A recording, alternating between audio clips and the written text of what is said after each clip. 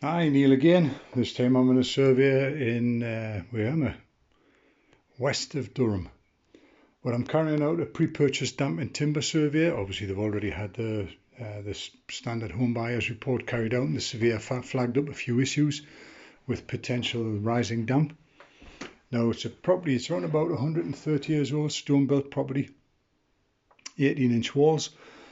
Pretty typical of what it is. But the one thing I noticed when I came into the property, the ceiling heights were very low, which struck me as being strange.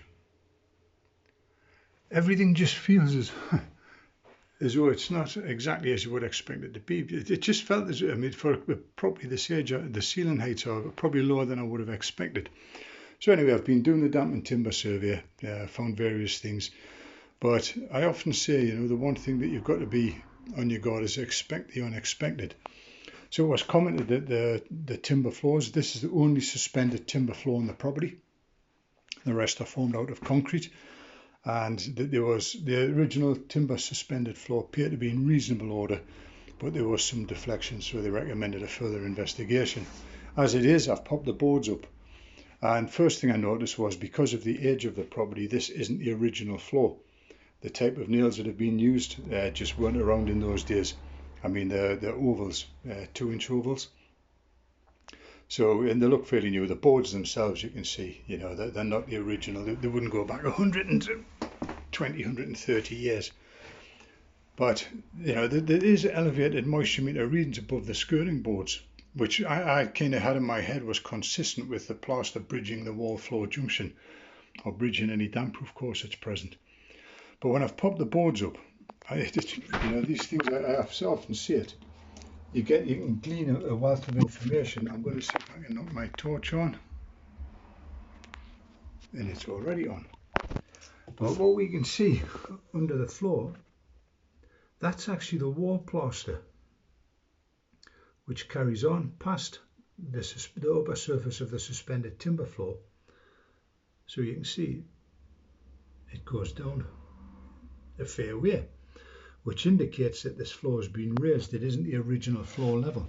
Now, this might take a little bit of working out, but what I'm going to do is cast some light on that end, and this is hard when you're trying to focus in.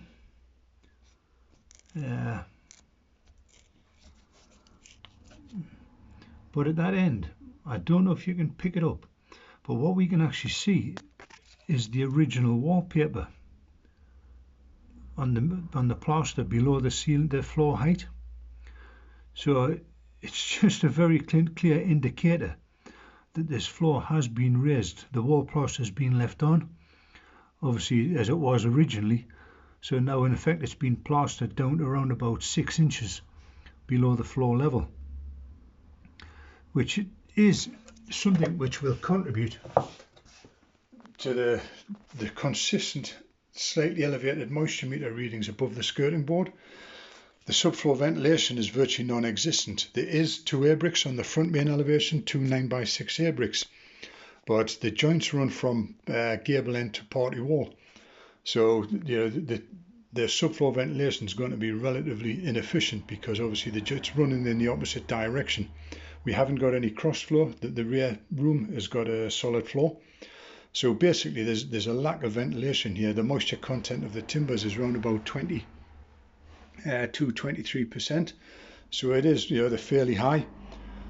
But obviously we've got quite humid conditions under this subfloor, or within this subfloor void. We've got the plaster has been taken down 6 inches past the upper surface of the floor, and that plaster is hygroscopic. It will absorb moisture, which will then migrate vertically, and then it's given the impression that the walls are affected by rising damp, when in fact I think everything stems from this issue with the wall plaster having been taken down below the floor, as you can see. Ideally that should have been trimmed back to a couple of inches above the suspended timber floor.